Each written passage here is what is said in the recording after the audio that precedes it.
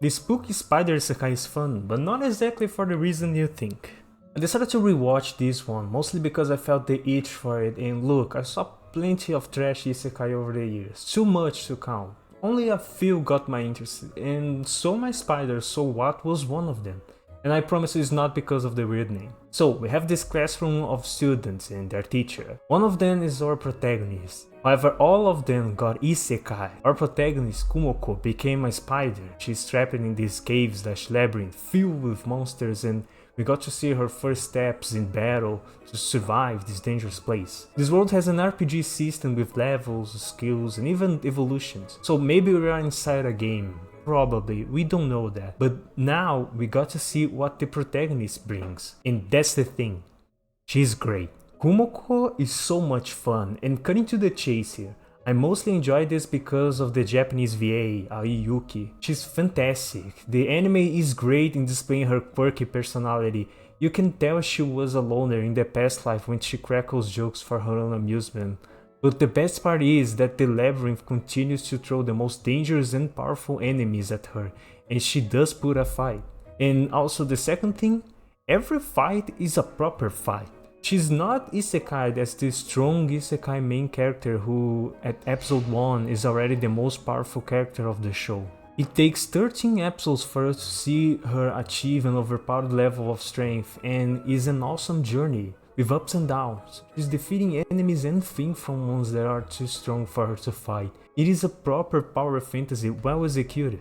Reminds me of Solo Leveling, where by making the main protagonist grind for his powers and have close fights early on, it makes the achievements of the main character feel deserved. But instead of aura farming, Spider Isekai is more of a fun one, and mostly because of our charismatic spider. And oh yeah, I didn't even touch the spider part. We of course get jokes related to her being the 8-leg creature, but also it's funny how Kumoko gets inventive with the situations she's given, even in the middle of some fights. And a bit of spoiler, but later she even gets her own voices. Yes, she now gets to talk to herself legitimately. Doctors know and everything. Is a great character. However, she's not the only one that was brought into this role. Schlein is the human prince of the kingdom of Annalie, brother of the great hero Julius. He's assigned to study in the Royal Academy, where we see others from the classroom being reincarnated, including his previous teacher. This is the other side of the story, where with Kumoko we got to see more of the skill system and her battles and growth with the humans and Fae. We get to see more of the world and what is happening on the grand scheme of things. This is really interesting in my opinion. It adds to the layer of depth that makes this from your average isekai to something good. This is why we're having a need to rewatch the anime, and now came to appreciate it almost as it was my when it was my first video. Jesus Christ, it's been 4 years, and I don't know if I still keep that take, by the way. Slime Isekai was fun as well, but point is, the anime story is quite good. It nails the feeling of both sides. The enjoyment with Kumoko and your curiosity with the humans. Watching Kumoko, who is oblivious to what is happening outside, make it so what she learns is what we learn. The humans are not that interesting in my opinion. Watching them is confusing, but they do have their affairs and something to bring to the story. It's interesting seeing how Kumoko existence affects humanity, elves and the demons. But look, not everything is flowers, or in this case, webs.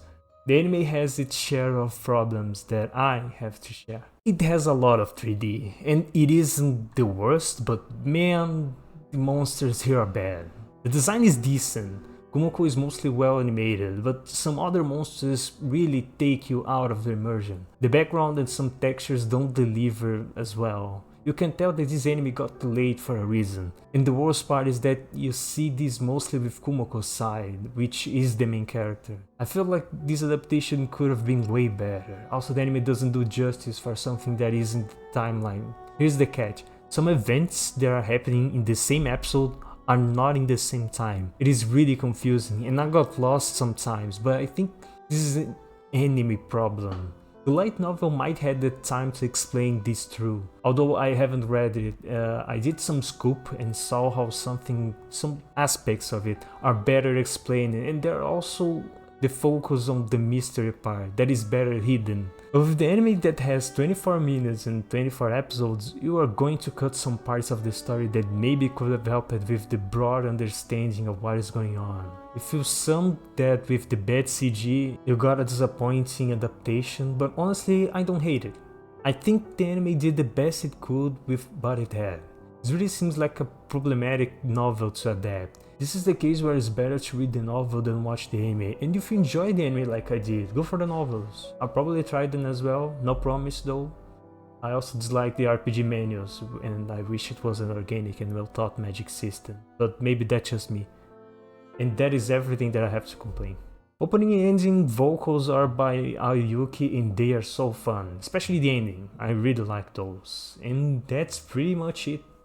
Wanted to redo this review for Spider Isekai because I felt like the old video of mine was really bad.